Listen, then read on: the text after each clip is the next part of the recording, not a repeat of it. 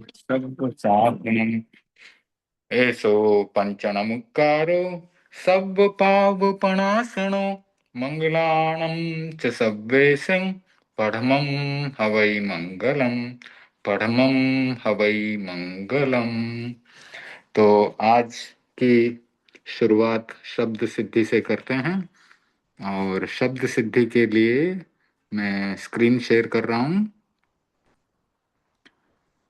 Start share screen.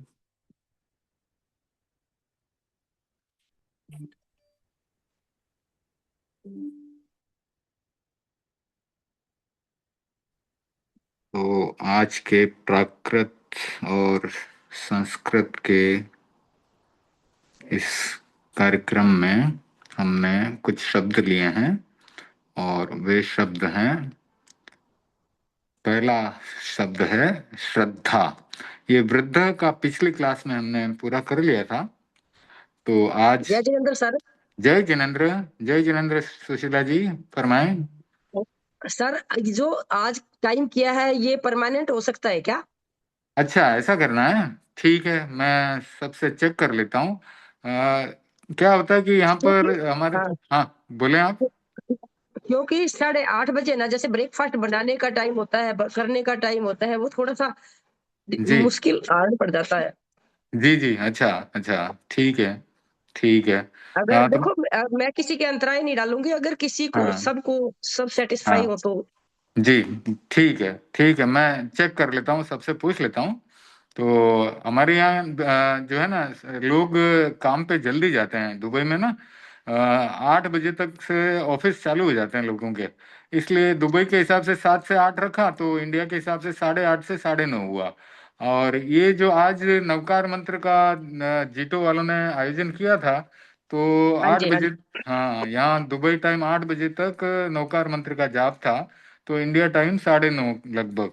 तो उसके बाद ये समझो यहाँ पर 8:15 बज रहे हैं और आपके वहां पर 9:45 बज रहे हैं। 9:45 बस जी हमारा 9:45 ये 9:30 9:45 तक ब्रेकफास्ट हो हाँ, जाता हो है, जाता है। इसलिए थोड़ा सा मैंने बोला। देखो मेरी राय ये है, बाकी तो हाँ जैसे हाँ, मैं किसी के अंतराय नहीं डालूंगी बाकी। ठीक ठीक। अगर शाम का भी जमता है तो शाम का भी कोशिश कर सकते हैं, मैं दोनों शाम टाइम। को जैसे इंडिया टाइम 6 से 7 हो सकता है, 7 से 8 हो सकता है, 7 से 8 में। अच्छा, हाँ इंडिया टाइम ठीक सात है से आठ ठीक है। नहीं, यहाँ पे लोगों का फिर क्या है कि जॉब का किसी का घर आने का समझो आते आते 7-8 बज जाते हैं ना, तो यहाँ के 8 बजे तो वहाँ पे 9:30 बज जाती है, तो काफी लेट हो जाता है। तो थोड़ा टाइमिंग का एडजस्टमेंट करते हैं, देखते हैं अगले क्लास तक सबसे पूछ लेंगे और देख लेंगे। अच्छा, तो अभी आज शुरुआत करते हैं हम। ये पहला शब्द लिया है श्रद्धा। और इस शब्द के लिए एक नया सूत्र है, वो है श्रद्धर्धि मूर्धार्धेंत वा। तो अभी हम जो है सूत्रों का ये लगभग 100 सूत्रों का चयन किया था। और उन 100 सूत्रों में ये 88 नंबर का सूत्र पहुंच गए हैं हम। तो बहुत सारे सूत्र हमने पढ़े हैं और बहुत सारे शब्दों की सिद्धि भी हमने की है। और अब जो पढ़ने में लगभग जितने शब्द आते हैं, करीब करीब सब शब्द हम संस्कृत से प्राकृत में कन्वर्ट कर सकते हैं और उनकी सिद्धि कर सकते हैं इन सूत्रों के माध्यम से। तो ये जो सूत्र अभी हमने पढ़े हैं, तो जनरली ये साधारण रूप में सब जगह काम में आने वाले सूत्र हैं। और बहुत सारे शब्द हमारी जानकारी में जितने भी हैं, उनमें से बहुत सारे शब्दों का हम कन्वर्जन भी कर सकते हैं संस्कृत से प्राकृत में और उनकी सिद्धि भी कर सकते हैं। तो उनमें से एक सूत्र ये श्रद्धर्धि मूर्धार धन्त वा। तो ये सूत्र जो है, श्रद्धा, रिद्धि, मूर्धा और अर्ध, ये इनमें स्थित जो संयुक्त अक्षर है, जैसे ध और ध संयुक्त, फिर र और ध संयुक्त है र्ध के अंदर, तो इनमें विकल्प से ढ की प्राप्ति होती है। तो अभी आपको स्क्रीन सबको दिखाई दे रही होगी। इसमें जो श्रद्धा है, श्रद्धा में इसको हमने एक एक इसके स्वर और व्यंजन को अलग अलग किया है। पहले स्टेप में तो हलंत श है, प्लस हलंत र है प्लस अ है प्लस हलंत द है प्लस हलंत ध है और प्लस आ है। इन सबसे मिलकर के ये श्रद्धा शब्द बना है। अब इसमें सबसे पहले यही सूत्र लगाया हमने, श्रद्धर्धि मूर्धार्धन्त वा। और ये सूत्र लगाया तो जो हलंत द और हलंत ध ये दोनों संयुक्त थे, इनकी जगह पर हमको हलंत ढ की प्राप्ति हुई। तो ये हलंत ढ की प्राप्ति होने पर अगले स्टेप में आ गया हलंत श तालव्य प्लस हलंत र प्लस अ प्लस हलंत ढ प्लस आ। अब चूंकि हलंत द और हलंत ध इन दो व्यंजनों की जगह पर हमें एक व्यंजन हलंत ढ प्राप्त हुआ है, तो इसका द्वित्व होगा अनादौ शेषादेशयोर द्वित्वम। इस सूत्र से, इस सूत्र से द्वित्व किया तो अगली स्टेप में हमने लिख दिया हलंत श प्लस हलंत र प्लस अ प्लस हलंत ढ प्लस हलंत ढ प्लस आ। अब चूंकि यहाँ पर हलंत ढ दो बार आया है और यह जो है ट वर्ग का चौथा व्यंजन है, ट ठ ड और उसके बाद आता है ढ, तो ये चौथा व्यंजन होने के कारण यहाँ पर द्वितीय तुर्ययोरुपरि पूर्वः सूत्र लगता है। उस सूत्र से चौथा व्यंजन जो है उसका परिवर्तन हो जाता है तीसरे व्यंजन में। तो एक हलंत ढ जो पूर्व में है उसकी जगह पर हलंत ड आ जाता है। तो अगले स्टेप में आया हलंत श तालव्य श है प्लस हलंत र प्लस अ प्लस हलंत ड प्लस हलंत ढ प्लस आ। और अब यहाँ पर सूत्र लगा श सोह सह। तो यह सूत्र तालव्य श और मूर्धन्य श को दंत्य श बना देता है। तो अगले स्टेप में आ गया हलंत स प्लस हलंत र प्लस अ प्लस हलंत ड प्लस हलंत ढ प्लस आ। अब यहाँ पर एक सूत्र लगा सर्वत्र लब राम वंद्रे। तो यह सूत्र बताता है कि र का यहाँ पर लोप हो जाएगा। तो अगले स्टेप में आ गया हलंत स प्लस अ प्लस हलंत ड प्लस हलंत ढ प्लस आ। अब इन सबको जोड़ा गया अझिन्नम परेण संयोजम से, तो यह हमको प्राकृत में शब्द प्राप्त हो गया सड्ढा। तो श्रद्धा जो शब्द है संस्कृत का, उसका प्राकृत में रूप बन गया सड्ढा। अब आता है अगला शब्द, वो है रिद्धि। तो रिद्धि, इस शब्द के अंदर भी हमने वही सूत्र लगाया है। रिद्धि को सबसे पहले स्वर और व्यंजन को अलग अलग करके लिखा है। तो री प्लस हलंत द प्लस हलंत ध प्लस ई प्लस विसर्ग।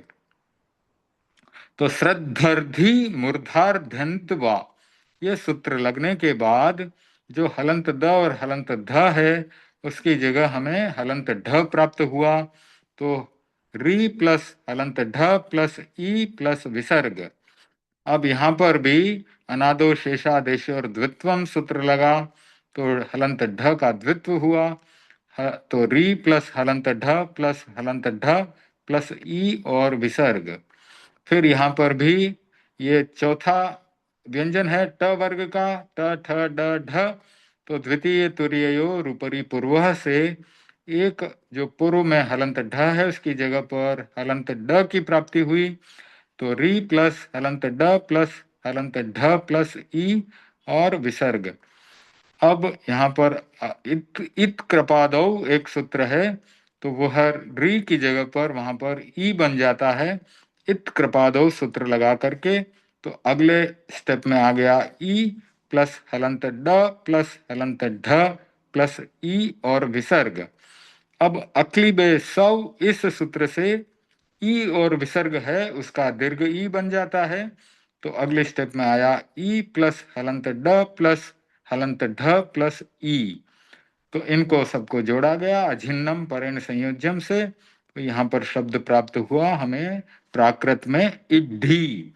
तो रिद्धि उसका प्राकृत में बन जाता है इड्ढी। फिर आगे है मूर्धा। तो श्रद्धा तो आपको पता ही है, श्रद्धा का सद्धा हुआ है, और उसका एक रूप सद्धा भी बनता है। सद्धा रूप कैसे बनेगा? सद्धा रूप इस प्रकार से बनेगा कि उसमें जो पहली स्टेप में हमने ये श्रद्धर्धि मूर्धार धन्त वा सूत्र लगाया, वो सूत्र नहीं लगेगा। सिर्फ वहां पर र का लोप कर दिया जाएगा सर्वत्र लब राम वंद्रे से, और तालव्य श का दंत्य स बना दिया जाएगा श शो सह से। तो ये हलंत द और हलंत ध वैसा ही रहेगा, सिर्फ इस र का लोप होगा और ये तालव्य श का स बन जाएगा, तो इसलिए वो श्रद्धा बन जाएगा। तो श्रद्धा के दो रूप बने, एक श्रद्धा और एक सद्धा। रिद्धि वैभव के लिए है, और ये इसका एक प्राकृत रूप बना इड्ढी। और फिर मूर्धा, मूर्धा का इसके भी दो रूप बनते हैं, मुंढा और मुद्धा। तो सबसे पहले हम मुड्ढा मुंढा की सिद्धि करते हैं। तो मूर्धा के एक एक स्वर और व्यंजन को अलग अलग किया, तो यहाँ बना है हलंत म प्लस दीर्घ उ प्लस हलंत र प्लस हलंत ध प्लस आ। तो यहाँ पर श्रद्धर्धि मूर्धार धन्त वा, ये सूत्र लगाने से हलंत र और हलंत ध की जगह पर हमें हलंत ढ की प्राप्ति होती है। तो ये बन जाता है हलंत म प्लस उ प्लस हलंत ढ प्लस आ। अब यहाँ पर फिर से अनादो शेषा देशर द्वित्वम लगना चाहिए, लेकिन वो नहीं लगता है, किंतु यहाँ पर वक्रादावंतः सूत्र लगता है। वक्रादावंतः सूत्र लगाने से जो पहला स्वर है दीर्घ स्वर उ, उसके बाद में अनुस्वार की प्राप्ति होती है, और ये अनुस्वार आने के कारण ही अनादो शेषादेशियोर द्वित्वम से द्वित्व नहीं होता। तो जहां पर अनुस्वार की प्राप्ति होती है वहां पर हम द्वित्व नहीं करते हैं। तो अब यहाँ पर ये हलंत म प्लस उ प्लस अनुस्वार आया प्लस हलंत ढ प्लस आ। अब न दीर्घानुस्वारात सूत्र से द्वित्व नहीं हुआ, और फिर उसके बाद हमने ये जो अनुस्वार था उसको वर्गेंत्यो वा सूत्र से अनुस्वार का ण बनाया। अब कहीं कहीं पे तो हलंत ण का अनुस्वार बनता है, यहाँ पर उसका उल्टा हुआ है। यहाँ पर वर्गेंत्यो वा सूत्र से अनुस्वार का अण बना है। तो हलंत म प्लस उ प्लस हलंत ण प्लस हलंत ढ प्लस आ। फिर यहाँ पर ह्रस्व संयोगे से दीर्घ उ का जो है ह्रस्व उ बन गया, क्योंकि हलंत अण प्लस हलंत ढ ये दोनों संयुक्त हो जाने से इसके पूर्व का जो दीर्घ उ है उसका ह्रस्व उ बना। और इस प्रकार से अगली स्टेप में आया हलंत म प्लस उ प्लस हलंत ण प्लस हलंत ढ प्लस आ, और इन सबको अझिन्नम परेण संयोज्यम से जोड़ा गया, तो मुंढा ये शब्द हमें प्राप्त हुआ। तो मूर्धा शब्द मस्तक के लिए प्रयोग में आता है संस्कृत में, और उसका प्राकृत रूप मुंढा बनता है और दूसरा रूप मुद्धा बनता है। तो मुद्धा की सिद्धि के लिए हमने फिर से मूर्धा को स्वर और व्यंजन को अलग अलग लिखा, हलंत म प्लस दीर्घ उ प्लस हलंत र प्लस हलंत ध प्लस आ। और फिर यहाँ पर सर्वत्र लब राम वंद्रे यह लगाया गया सूत्र। तो इसको लगाने से हलंत र का लोप हो गया, फिर हलंत म प्लस उ प्लस हलंत ध प्लस आ है। अब हलंत र का लोप होने के बाद उसका अनादो शेषादेशी और द्वित्वम से हम बचे हुए हलंत ध का द्वित्व कर रहे हैं। उसका द्वित्व करने से हलंत म प्लस दीर्घ उ प्लस हलंत ध प्लस हलंत ध प्लस आ, ऐसे हमको स्टेप प्राप्त हुई। अब यहाँ पर हलंत ध जो है वो द वर्ग का त वर्ग का त थ द ध त वर्ग का चौथा व्यंजन है त थ द ध। तो इसकी जगह पर हमें तीसरा व्यंजन प्राप्त होगा हलंत द द्वितीय तुर्योरुपरि पूर्व सूत्र से। तो अगली स्टेप बनी हलंत म प्लस दीर्घ उ प्लस हलंत ध प्लस हलंत ध प्लस आ। अब यहाँ पर भी रस्व संयोगी सूत्र लगा और दीर्घ उ की जगह पर जो है रस्व उ की प्राप्ति हुई। तो स्टेप बन गई हलंत म प्लस उ प्लस हलंत द प्लस हलंत ध प्लस आ। अब इनको स्वरहीनम परेण संयोज्यम या अझिन्नम परेण संयोज्यम, इस सूत्र से सबको जोड़ दिया तो ये बन गया मुद्धा।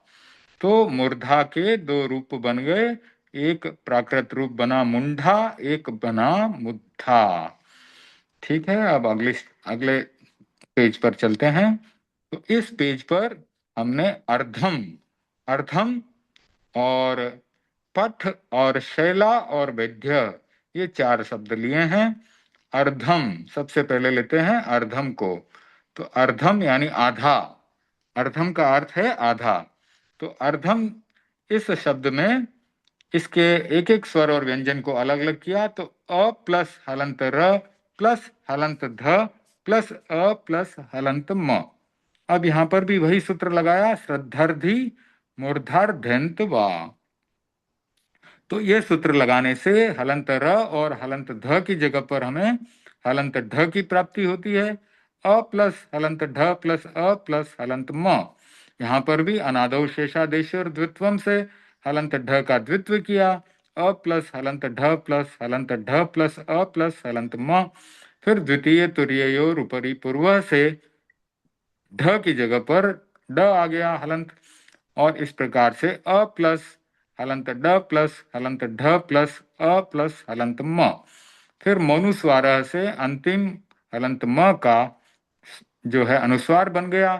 तो ये बन गया अ प्लस हलंत ड प्लस हलंत ढ प्लस अम। इसको अझिनम परेण संयोजन से जोड़ दिया तो अड्ढम बन गया। अर्धम से हमें प्राकृत में शब्द प्राप्त हुआ अड्ढम। अब ये पठ धातु है, पठ है, लिख है, लिह जो है इसमें प्राकृत में बन जाता है। तो पठ का जो व्यंजनाद दंते सूत्र से अंत में, पठ के अंत में अ हमें प्राप्त होता है। तो हलंत प प्लस अ प्लस हलंत ठ प्लस वहां पर अ की प्राप्ति होती है। और फिर हम ठो ढ ये सूत्र लगाते हैं तो ठ की जगह पर ढ की प्राप्ति होती है। तो इस प्रकार से हलंत प प्लस अ प्लस हलंत ढ प्लस अ, और इसको अझिन्नम परेण संयोजन से जब जोड़ते हैं तो हमें पढ़ शब्द प्राप्त होता है प्राकृत में। तो पठ जो संस्कृत की धातु है वह प्राकृत में पढ़ बन जाती है। तो संस्कृत में पठती रूप बनता है और प्राकृत में पढ़ई ऐसे रूप बनता है। तो इन सब रूपों को हम बाद में बनाएंगे और सिद्ध करेंगे। अब अगला शब्द आया शैला। शैला का, इसको भी हमने एक एक स्वर व्यंजन को खोला। तो हलंत श प्लस आई प्लस ल हलंत प्लस आ। अब यहाँ पर तालव्य श है, उसका श शोह सह से दंत्य स बन गया। तो हलंत स दंत्य स हलंत प्लस आई प्लस हलंत ल प्लस आ। अब यहाँ पर आइत एत ये एक सूत्र है, उससे आई का ए बन जाता है। तो हलंत स प्लस ए प्लस हलंत ल प्लस आ, और इनको जोड़ा तो ये बन गया सेला। फिर है वैद्य। वैद्य सूत्र में वैद्य शब्द को भी स्वर और व्यंजन को खोल करके हमने लिखा। तो यहाँ आ गया हलंत व प्लस आई प्लस हलंत द प्लस हलंत य प्लस अ और विसर्ग। तो यहाँ पर पहले एक सूत्र हमने पढ़ा हुआ है, द्य य रियाम जह। यह सूत्र लगाने से द्य जो संयुक्त हलंत द और य थे वहां पर उसकी जगह पर हमें हलंत ज की प्राप्ति होती है। तो अगले स्टेप में हलंत व प्लस आई प्लस हलंत ज प्लस अ प्लस विसर्ग। अब यहाँ पर अनादो शेषादेशोर द्वित्वम यह सूत्र लगाया तो हमें अगले स्टेप में प्राप्त हुआ हलंत व प्लस आई प्लस हलंत ज प्लस हलंत ज प्लस अ और विसर्ग। अब यहाँ पर फिर से आइत एत यह सूत्र लगाया तो आई की जगह पर ए की प्राप्ति हुई। हलंत व प्लस ए प्लस हलंत ज प्लस हलंत ज प्लस अ प्लस विसर्ग। अब यहाँ पर अंत में जो अ और विसर्ग है उसको अतः सेरडो सूत्र से उसका ओ बन गया। तो हलंत व प्लस ए प्लस हलंत ज प्लस हलंत ज प्लस ओ, इन सबको जोड़ा गया अझिन्नम परेण संयोज्यम से, तो वेज्झोर, यह शब्द हमें प्राकृत में प्राप्त हुआ। तो वैद्य, यह प्राकृत में बन जाता है वेज्झो। अब हम जो पिछली क्लास सर में, जैसे ये वैद्य है, इसमें हाँ प्राकृत की वर्णमाला में आई और औ नहीं होते। वो हाँ भी तो वो ध्यान रख सकते हैं क्या? क्या भाई एक ही मात्रा लगेगी, आई तो लगेगी ही नहीं। आई की में दो हाँ, मात्रा होती है और बराबर है, बिल्कुल सही, सही वो फरमाया आपने। हाँ, तो उसी वो के लिए ये, वो ध्यान रख सकते हैं। हाँ बिल्कुल बिल्कुल, तो जब हम शब्द सिद्धि करते हैं ना, तब हमें सूत्र भी लिखना होता है कि सूत्र क्या था। तो सूत्र यही है, ओके। जो ऐत एत सूत्र है, वह आई को ए बना देता है। इसलिए जो आई की मात्रा है वो प्राकृत में लगभग नहीं होती है, क्योंकि इस सूत्र आई की से, मात्रा नहीं होती, औ की मात्रा भी हाँ नहीं होती। हाँ, और उसके लिए भी एक सूत्र है, औत ओत, वो अगली क्लास में करेंगे, औत ओत। ओके। तो जैसे कौमुदी शब्द है, कौमुदी का प्राकृत में कोमुई बन जाएगा। ये चांदनी के लिए प्रयोग में आता है, कौमुदी, उसका कोमुई बन जाता है। तो वहां पर औत ओत, ये जो है सूत्र लगता है। तो अब बिल्कुल आपने सही कहा कि प्राकृत में आई की मात्रा नहीं होकर के एक ही होती है, और वो इस सूत्र के माध्यम से हम सिद्ध करते हैं कि आइत एत, ये हमें हमारे आचार्य श्री हेमचंद्र जी की व्याकरण से प्राप्त होता है। ठीक है। औ के लिए भी इसी प्रकार से औत ओत, यह सूत्र हमें उनकी व्याकरण से प्राप्त होता है। इसी कारण से प्राकृत में आपको औ की मात्रा नहीं मिलेगी, आई की मात्रा भी नहीं मिलेगी। ठीक है ना। अब हम जो प्राकृत की कहानी उस दिन पढ़ रहे थे, वहां पर आ जाते हैं। सर ये दोबारा से क्लास स्टार्टिंग कब से होगी? मेरा सारा रह चुका, नहीं समझ आता। कोई बात नहीं, आपको ये समय ठीक लगता है ना, तो हम एक काम करेंगे, ये समय के लिए और भी कोई जुड़ने वाले होंगे ना, और नहीं होगा तो आपके लिए ही स्पेशली करेंगे शुरुआत से। जो है, अब मुझे जैसे जैसे क्योंकि टाइम गुरुदेव मिलता ने जाएगा अब, ना। हाँ सर जी। गुरुदेव ने भी डिमांड की है ना भाई, विद्वान बने, जैन बिल्कुल, विद्वान बने। जी बिल्कुल सही बात है, बनना ही अब चाहिए। तो जी, अब अब ये जो विज्ञ सम्मेलन था, तत्व विज्ञ हाँ सम्मेलन, इसमें 15-20 की हाँ डिमांड की है ना गुरुदेव ने भी। हाँ हाँ, 10-15। ठीक बात है। तो कोई बात नहीं, आप भी देखें कि कोई आपके साथ जुड़ने वाले और कोई है ना इस समय मेरे साथ के तो मेरे साथ हाँ, तो काफी जुड़ जाएंगे सर, अगर टाइम की सेटिंग अच्छे से बनेगी तो। अब मेरे ग्रुप टाइम, के बहुत सारे हैं, तो सब जुड़ हाँ, सकते हैं वो। तो आप मुझे बताएं, आप पहले उनसे सबसे बातचीत कर लें, और सबको ये समय अगर पक्का सही में अच्छा लगता है तो ये आपके लिए अगर आप शाम को 7 से 8 दे सकते हो, तो शाम से 7 से 8 तो तकरीबन सब जुड़ जाएंगे, क्योंकि अच्छा, सब फ्री हो जाते हैं ठीक है। तो इंडिया टाइम के हिसाब से 7 से 8। ठीक है, तो आप एक बार नक्की करें, ठीक है ना। तो पहले हम सप्ताह में एक दिन नक्की करेंगे, ठीक है। तो हाँ हर सप्ताह में एक दिन आपकी क्लास इंडिया टाइम से 7 से 8 कर देंगे। ओके। और वो क्लास एकदम फ्रेश नए से शुरू करेंगे, ठीक है ना। हाँ तो जी, आप, नए से हाँ बिल्कुल। हाँ, आप बातचीत करें और एक ग्रुप बना दें उसमें, या फिर मेरे को सब नाम दे दें और नाम दे देंगे मैं, सर, आपको नाम दे देते ठीक हैं है, आपको। हाँ ठीक है, तो नाम दे देंगे। तो फिर मैं सबको ग्रुप में जोड़ करके, और क्लास के शुरुआत में जैसे आपको अभी मैसेज आ रहा है, वैसे सबको रिमाइंडर आ जाएगा कि ये दिन हमारा नक्की करेंगे एक दिन सप्ताह में, और कंटिन्यूस उसका हम चालू कर देंगे, ठीक है ना। क्योंकि हाँ, हम एक ही दिन कर पाएंगे, क्योंकि हम विज्ञा थ्री का पेपर देंगे हम। वो भी ठीक पढ़ाई है, हमारी साथ में है। ठीक है, बहुत अच्छी बात है। तो एक दिन हम नक्की कर लेते हैं, और आप सबसे बातचीत कर लें और मुझे बता दें कि ये दिन आपको सूट करता है, वो दिन हम शुरू कर देंगे, ठीक है। ठीक है सर, बिल्कुल। ओके जी, ठीक है। तो अब ये हमने अवसरस मोल्लम, इसका हम पहले रिवीजन कर लेते हैं, फिर आगे बढ़ते हैं, ठीक है ना। बहुत ही अच्छी कहानी है ये, प्राकृत की है।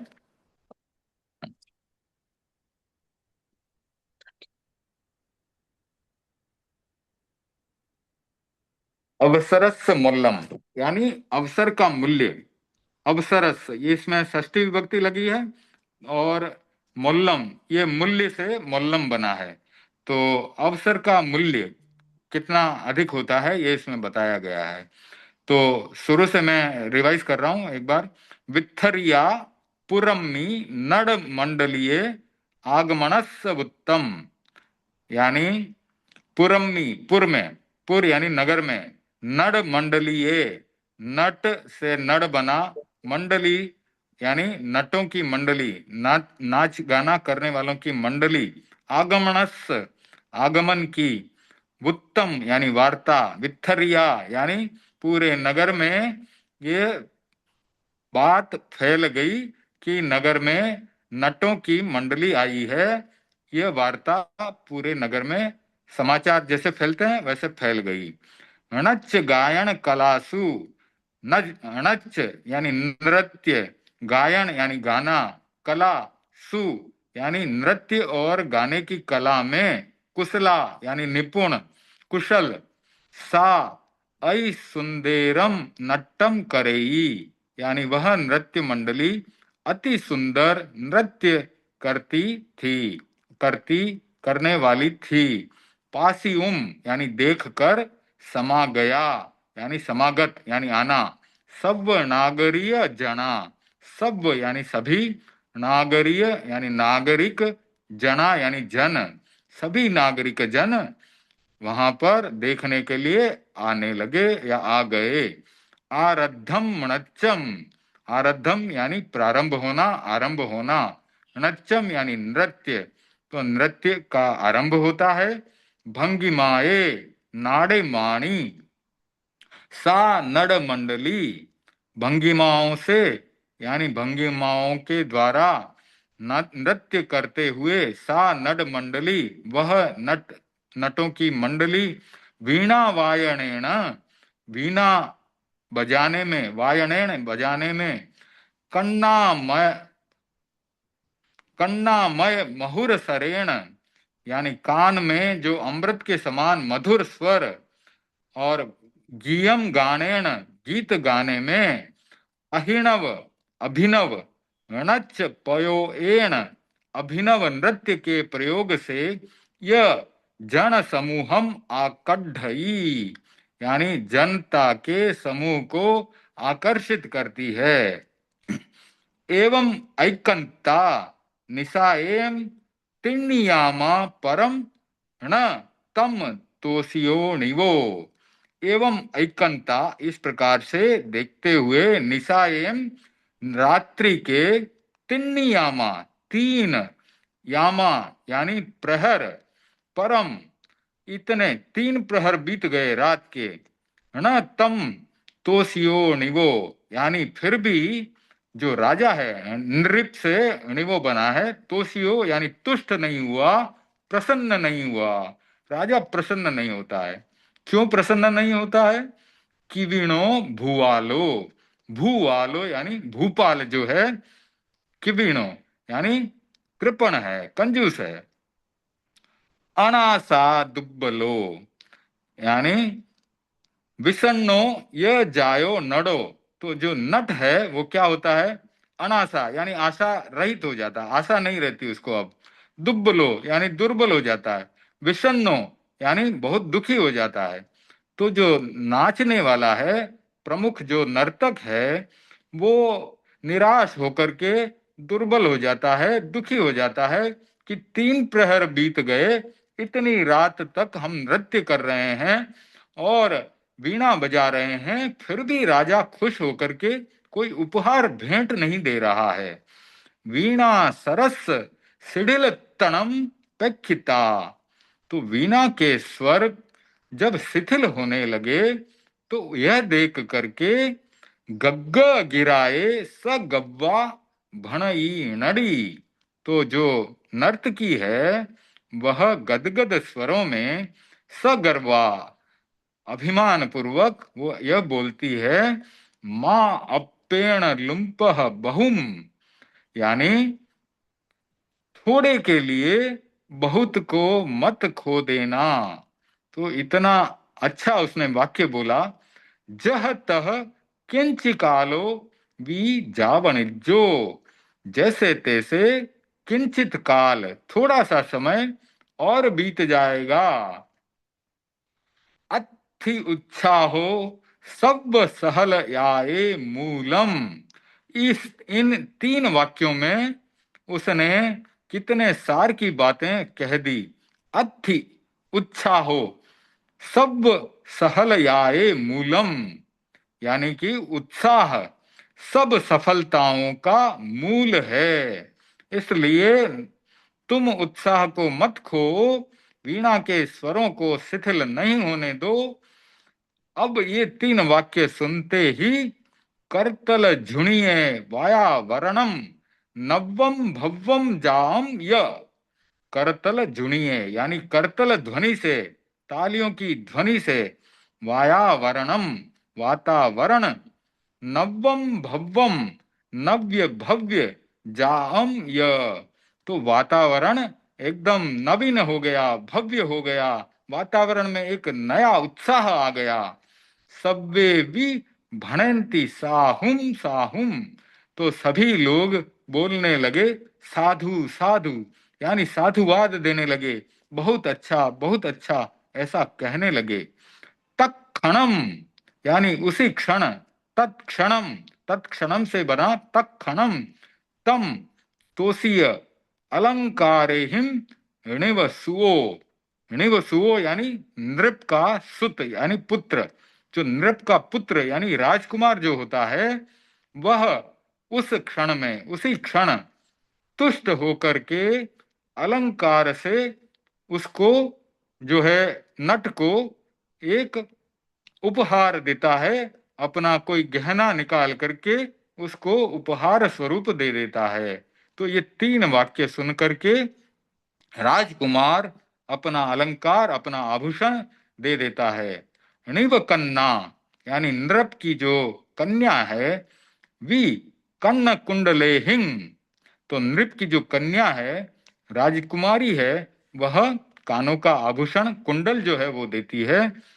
तहेव ठियो एगो महपणो, तहेव यानी वहां पर, ठियो यानी स्थित, एगो यानी एक, महपणो यानी एक साधु होता है वहां पर, जो साधना करने वाला साधु है, वह क्या देता है, सो रयण कंबलम अप्यो। रयण यानी रत्न, कंबल, तो रत्न कंबल पुराने जमाने में बहुत महंगी आती थी, वह उसने दान में दे दी। नर्तक को उपहार स्वरूप उसने अपनी रत्न कंबल भेंट कर दी। अनिमिष पलो अंतो यानी अनिमेष दृष्टि से देखता हुआ, गज्जीय वज्रई नर नाहो। नर नाहो यानी जो नर का नाथ कौन होता है, नरनाथ यानी राजा। नर नाहो यानी नरनाथ, तो नर नाहो यानी कि राजा जो होता है, गज्जीय वज्रई गर्जन करते हुए बोलता है, अनिमेष दृष्टि से देखता हुआ यानी घुरते हुए, गर्जना करते हुए बोलता है, कहे मित्तिल, कहे मित्तिलम धनम अपियम, कैसे इतना धन प्रदान कर दिया, तुम लोगों ने इतना धन कैसे दे दिया, मैंने तो अभी तक कुछ नहीं दिया। तब पुत्तो यानी पुत्र क्या बोलता है, पुत्तो ताय यानी तात, तात उस समय पिता को तात भी बोला जाता था। अप कालांतरे यानी कुछ ही समय में, जेव अवेज बहु अशुभम यानी बहुत अशुभ होने वाला था। अप कालांतरे कुछ ही समय में बहुत अशुभ होने वाला था।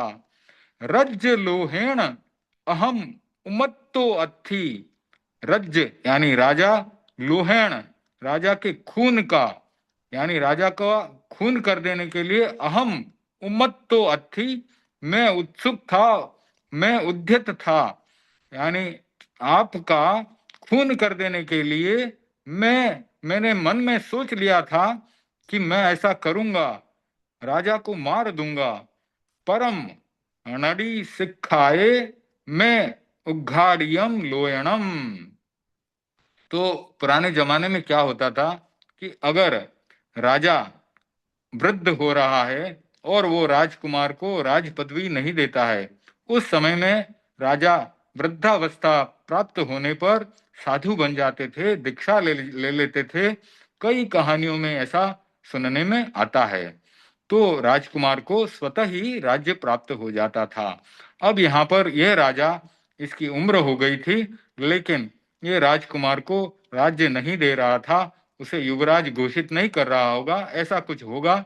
तो राजकुमार के मन में राजा को मार देने का आ गया। तो वो राजकुमार बता रहा है कि मैं आपको मारने के लिए उत्सुक होने वाला था, मैं आपको मार देने वाला था, किंतु इस नटी यानी नर्तकी की शिक्षा से, नड़ी सिखाए नर्तकी की शिक्षा के कारण मैं उद्घाड़ियम लोयनम, उद्घाड़ियम यानी उद्घाटित होना, लोयनम यानी अब हमारे नाइन यानी कि आंखें, यानी लोचन यानी आंखें, उनको उसने खोल दिया, मेरी आंखों को उसने खोल दिया। और तभी राय कन्ना, राय कन्ना यानी राजकुमारी, वो क्या कहती है, राय कन्ना राजकुमारी कहती है, ताय यानी है तात, छम्मास पर पेरंतम, जेव मज्ज यानी 6 महीने तक, 6 मास, पेरंतम यानी 6 मास पर्यंत, 6 मास तक जेव मज्ज पिया विवाहम न करे है। यानी मेरे पिता अगर विवाह नहीं करते हैं मेरा, जेव मज्ज पिया यानी अगर मेरे पिता विवाहम न करे है, विवाह नहीं करते हैं, तो एगागी जहेच्छठाणम गमिसम्मम, यानी मैं अकेली जहां मेरी इच्छा है उस स्थान पर चली जाऊंगी। मैं जनो न वियारेई हियम अहियम या, यानी मेरे पिता जो है मेरे बारे में विचार नहीं करते हैं, हृदय में उनके मन में कोई चिंता नहीं है। एवं हम चिंतिउम लग्गा, इस प्रकार से मैं अपने मन में चिंतन करने लगी थी कि अगर मेरे पिता 6 मास के अंदर अंदर मेरा विवाह नहीं करते हैं, तो मैं अकेले जहां मेरी इच्छा है वहां चली जाऊंगी, क्योंकि मेरे पिता मेरे बारे में बिल्कुल सोचते ही नहीं है। अनर्वई नत्थि मुल्लिलम वत्थु किंतु हवई मुल्लिलो असरो। नर, अब ये जो साधु है वो भी कुछ बोलता है कि नरपति, जो नरपति यानी कि फिर से राजा, नरवई नरपति यानी कि राजा, नत्थि मुल्लिलम वत्थु यानी वस्तु का मूल्य नहीं होता है, नत्थि मुल्लिलम वत्थु वस्तु मूल्यवान नहीं होती है, किंतु हवई मूल्य लोसरो यानी मूल्यवान क्या होता है, अवसर होता है, ओसरो यानी अवसर, अवसर जो है वह मूल्यवान होता है। जह अग्नि जालाए दज्जमानम, जो बहिरम निस्सारई सो नूनम हवई परम बंधु।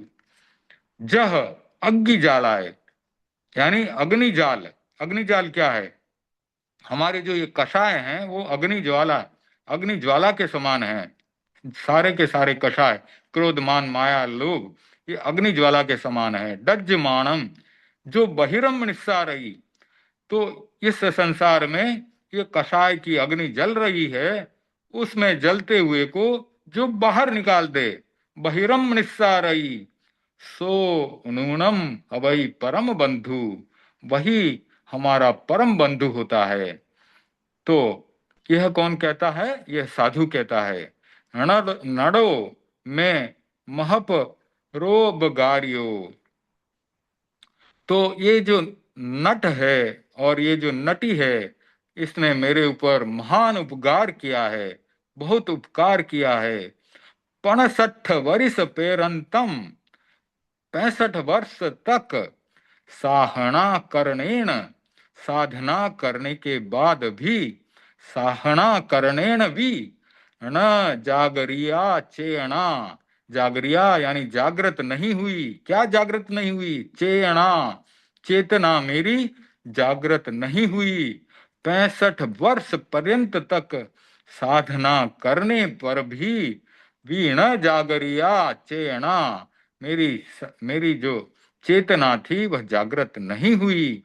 परंतु अनडस, लेकिन नट की एक वाक्यण, एक वाक्य से परिजंको में मानसो, मेरा जो मानस है वो परिझंकृत हो गया। यानी वहां घंटियां बजने लगी। हम कहते हैं ना कि दिमाग में घंटी बजने लगी। तो अम्ह के रस अज सब्बम नव्वम भव्यम जायम, नव्वम भव्यम जायम, तो मेरे लिए आज सब कुछ नव्य भव्य हो गया। तो वो तीन वाक्य बहुत ही महत्वपूर्ण थे। उससे कितना बड़ा जागरण हो गया तीन व्यक्तियों के भीतर। तो इस कहानी में जैसा बताया है, तीन व्यक्तियों के भीतर उनका मानस जो है जंकृत हो गया, परिजंकृत हो गया। यानी पुत्र जो है, राजकुमार जो है, राजा को मार देने वाला था, राज हत्या का पाप उसको लगने वाला था। लेकिन वो तीन वाक्य, माँ अप्पेण लुम्पह बहुम, यानी थोड़े से के लिए बहुत को मत खो देना। अब थोड़ा सा ही समय बचा है। जह तह किंच कालो भी जावन जो, यानी जो थोड़ा सा समय बचा है वह भी चला जाएगा। अथि उत्साहो सब सहल आए, सब सहल आए मूलम। तो उसने, नटी ने तो, नर्तकी ने तो नट को जो है संबोधित करते हुए ये तीन वाक्य कहे कि तुम थोड़े से समय के लिए बहुत उपहार मिलने वाला है, उसके लिए तुम अपने उत्साह को समाप्त मत करो। इसी उत्साह के साथ लोगों को नाच गाना, वीणा वादन करते रहो, दिखाते रहो अपना नृत्य। थोड़ा सा समय और बचा है, वो भी बीत जाएगा। यानी एक ही तो प्रहर और बचा है। रात्रि के 3 प्रहर तो बीत गए, एक प्रहर और बचा है, दिन होने वाला है। और वो दिन होते ही सब लोग जाएंगे। सब लोग जाएंगे तो तुमको पुरस्कार दे करके जाएंगे। तो यह नर्तक को जो संबोधित करने करते हुए तीन वाक्य कहे गए, उसका प्रभाव राजकुमार पर ऐसे पड़ा कि भाई राजा तो बूढ़ा हो गया है, अब थोड़ा ही तो समय और इंतजार करना है, थोड़ी देर और रुक जाओ, राजा को मारने की क्या जरूरत है। तो राजकुमार का हृदय परिवर्तन हो गया। इधर जो है राजकुमारी का भी हृदय परिवर्तन हो गया कि अब थोड़ा सा ही तो समय बचा है, पिता के मन में कभी न कभी तो भावना आएगी मेरी शादी की। तो इस प्रकार से इन दो का हृदय परिवर्तन हुआ। तीसरा साधु था, उसका हृदय हृदय परिवर्तन इस प्रकार हो गया कि 65 वर्ष तो बीत गए साधना करते करते, अब तो थोड़ा सा ही समय बीता बचा है, तो मैं क्यों अपना उत्साह खो दूं। मुझे भी अपना उत्साह धर्म के प्रति, साधना के प्रति बनाए रखना है। समरिसम अणडस अनुत्तरम, अनुत्तरम मुवयारम, यानी जो नर्तक है उसके अनुत्तर जो उद्गार हैं उनको हमें याद रखना है कि अवसरस मूल्यम, अवसर का मूल्य बहुत होता है। मौके पर जो काम किया गया, मौके पर जो बात कही गई, वह बहुत कुछ कर सकती है, लोगों का हृदय भी परिवर्तन कर सकती है। तो इस प्रकार से ये आज बहुत एक अच्छी कहानी हमने पढ़ी। अब देखते हैं थोड़ा सा संस्कृत या प्राकृत करेंगे। तो संस्कृत का पाठ हमने बहुत दिनों से नहीं लिया है, तो आज संस्कृत का पाठ लेते हैं। एक पाठ आराम से हो जाएगा। संस्कृत।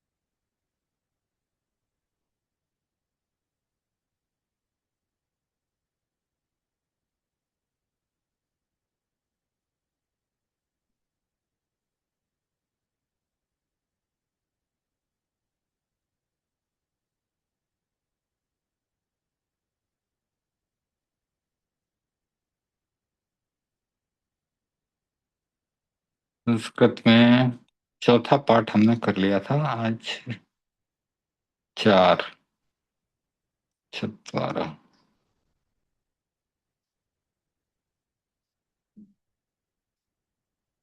पांचवा पाठ, जनकः पिता।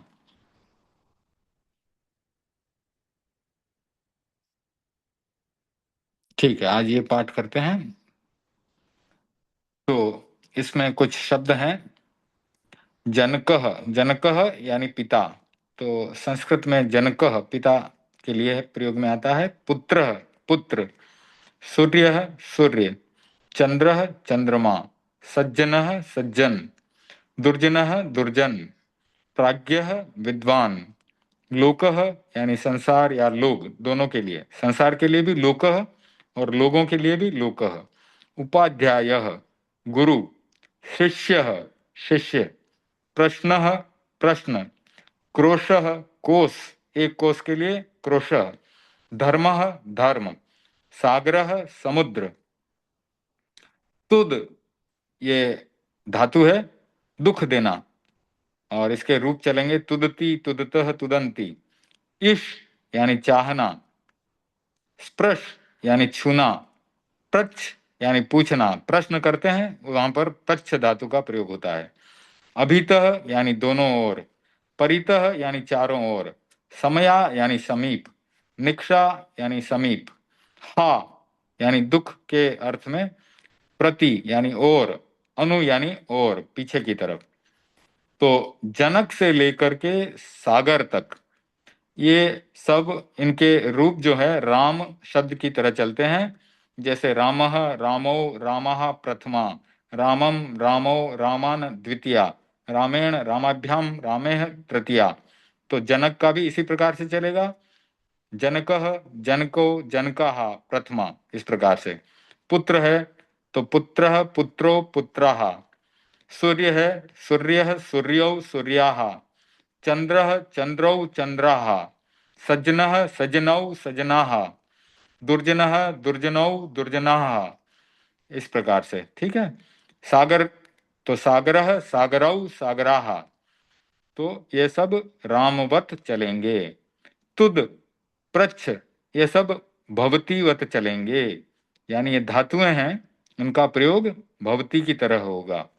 यानी तुदती, तुदतः, तुदंती। पृच्छति, पृच्छतः, पृच्छन्ति। अब शब्द रूप, राम शब्द के पूरे रूप स्मरण करो। तो ये इन्होंने बताया है कि राम शब्द पूरा याद करना है।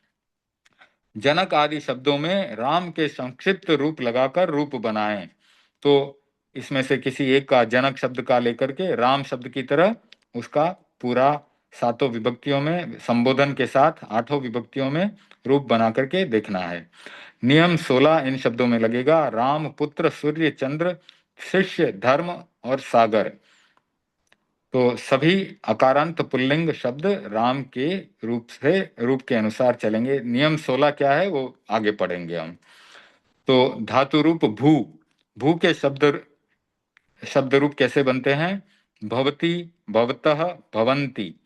भवसी, भवथः, भवथ। भवामि, भवावह, भवामह। तो ये धातुओं के पीछे इस प्रकार से संक्षिप्त रूप लगते हैं। ये इस तरह यहाँ पर टेबल में बताया है। अति, अतः, अंति, असि, अथ, अथ। आमी, आवह, आमह। इसका भी हम डिटेल में सिद्धि करेंगे। और एक एक, जैसे भवती के साथ किस प्रकार से प्रत्यय लग करके भवती बनता है, ये भू धातु है, उसको भवती कैसे रूप बनता है उसका हम आगे पढ़ेंगे। सूचना, तुद आदि के रूप भवती के तुल्य चलेंगे। जैसे तुदती, इच्छति, स्पृशति, पृच्छति। लट, लोट, लंग विधिलिंग में इश का इच्छ होता है और प्रच्छ का पृच्छ हो जाता है। अब ये लट, लोट, लंग विधिलिंग, ये थोड़ी सी जानकारी हमने पहले दी थी, लेकिन और आगे भी और जानकारी बाद में देंगे। नियम नंबर 10, कर्ता, व्यक्ति या वस्तु का नाम। तो व्यक्ति का नाम या वस्तु का नाम ये कर्ता होता है और इसमें प्रथमा विभक्ति होती है। जैसे कि रामः पठति। तो कोई भी वाक्य बनाना है, उसमें एक कर्ता या संज्ञा या सर्वनाम होता है, और उसमें कम से कम एक धातु भी होती है। ठीक है, तो ये एक साधारण रूप से वाक्य बनाने के लिए हम प्रयोग में लाते हैं कि एक संज्ञा और एक धातु, तो उसका कोई अर्थ निकलता है। जैसे रामः पठति, यानी राम पढ़ता है। नियम नंबर 11, किसी को संबोधन करने में संबोधन विभक्ति होती है। जैसे हे राम, और उसके पीछे ये एक्सक्लेमेशन मार्क लगता है, ऐसा वाला चिन्ह लगता है, एक लकीर और नीचे बिंदु। हे राम, हे कृष्ण, तो ये संबोधन विभक्ति के साथ हमने लिखा है। तो संबोधन के लिए हमने पिछली क्लासों में पढ़ा था कि भो राम भी कहा जा सकता है। ठीक है, हे राम, भो राम, इस प्रकार से संबोधित किया जाता है। नियम नंबर 12, कर्तुरीप्सि कर्तुरीप्सि तत कर्तुरीप्सि तत ततर्म कर्म कर्तुरीप्सि तत सॉरी कर्तुरीप्सि ततमम कर्म कर्तुरीप्सि ततमम कर्म। कर्ता जिसको व्यक्ति, वस्तु या क्रिया को बहुत चाहता है उसे कर्म कहते हैं। यानी कर्ता जिसको वस्तु या क्रिया को चाहता है उसे कर्म कहा जाता है। जैसे कि स रामम पश्यति, तो स यानी वह कौन है? कर्ता है, राम को देखता है, यानी यहाँ पर राम को देखा जा रहा है, तो इसलिए राम में द्वितीय विभक्ति लगी और वह कर्म कारक कहलाता है। तो वहां पर कर्म कारक है और द्वितीय विभक्ति है। तो नियम 13 में बताया गया कर्मणि द्वितीया, यानी कर्म में द्वितीय विभक्ति होती है। जैसे रामः विद्यालयम गच्छति, तो राम कहाँ जा रहा है? विद्यालय को जा रहा है। यानी जो कर्ता है और क्रिया है दोनों का संबंध विद्यालय से है, विद्यालय को जा रहे हैं। तो कर्ता ने कर्म को, रामः विद्यालयम गच्छति, तो राम विद्यालय को जाता है, इसलिए विद्यालयम यानी उसमें द्वितीय विभक्ति लगी और कर्म कारक है। उसी प्रकार से स पुस्तकम पठति, तो वह पुस्तक को पढ़ रहा है, तो पुस्तक को पढ़ रहा है इसलिए पुस्तकम में द्वितीय विभक्ति लगी। स रामम पश्यति, वह राम को देख रहा है इसलिए राम में द्वितीय विभक्ति लगी। स फलम इच्छति, वो फल की इच्छा करता है तो इसलिए फल में द्वितीय विभक्ति लगी। ते प्रश्नम पृच्छन्ति, तो वे प्रश्न को पूछ रहे हैं इसलिए प्रश्न में द्वितीय विभक्ति लगी। अब है यहाँ पर 14 नंबर का नियम, अभितः परितः समया निकषा हा प्रति अनु, इन सब के साथ भी द्वितीय विभक्ति होती है। जैसे ग्रामम अभितः, यानी कि गांव के दोनों ओर, वनम निकषा समया व, यानी कि वन के समीप। फिर नियम नंबर 15 है गति के लिए, चलना, हिलना, जाना, अर्थ वाली धातुओं के साथ द्वितीय विभक्ति होती है। जैसे ग्रामम गच्छति, गांव को जाता है, वनम विचरति, वन में विचरण करता है, तृप्तिम गच्छति, यानी तृप्त होता है, स्मृतिम गच्छति, यानी स्मरण स्मरण में चले जाता है, याद याद कर रहा है कोई तो किसी को स्मरण कर रहा है, यानी स्मृति में चला गया। अब यहाँ पर उदाहरण वाक्य आ रहे हैं। राम गांव को जाता है, तो रामः ग्रामम गच्छति, यानी राम राम जो है गांव को जाता है।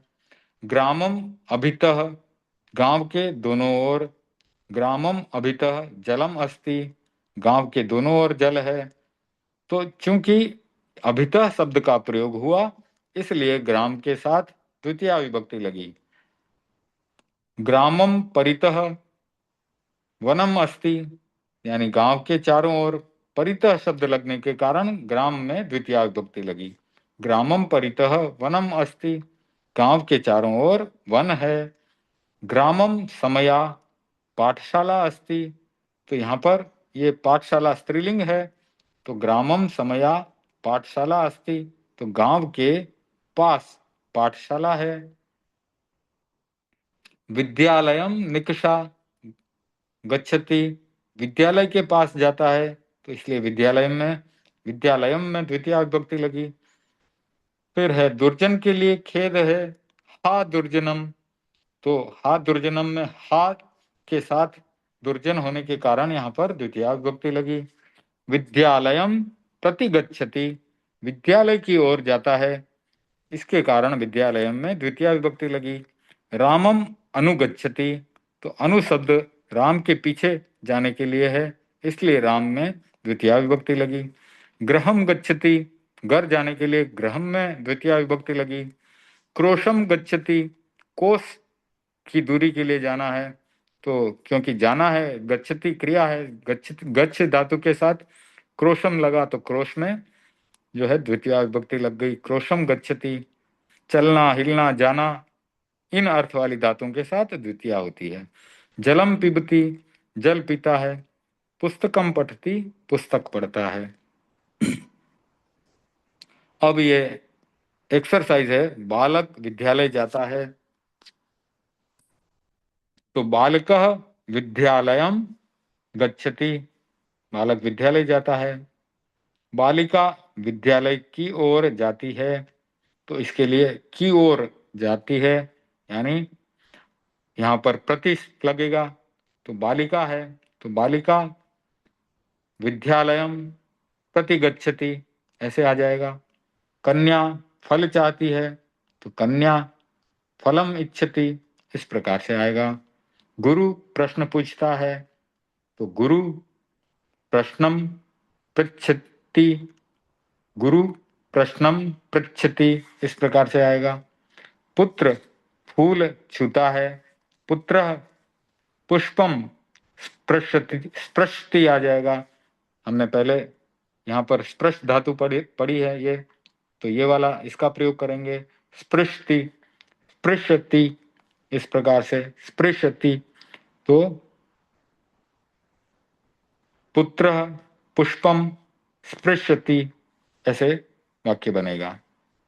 ठीक है, तो अब समय आज का पूरा होने जा रहा है, तो हम परम पूज्य गुरुदेव की आज्ञा से मंगल पाठ करेंगे।